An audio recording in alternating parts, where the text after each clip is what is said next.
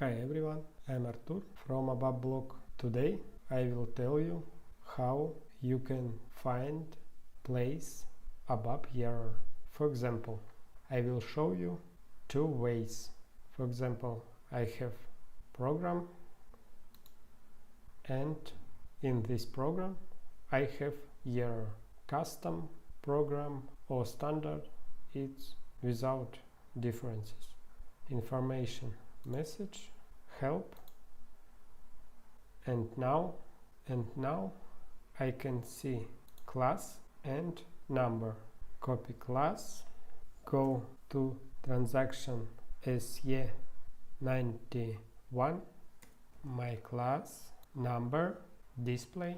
I'll see my message. First way, I can find where used list. Execute, yes. Now I see place where my message use. Second way, go to program.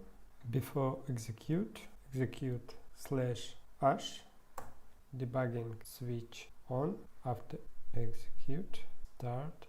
And in this case I can create breakpoint at message.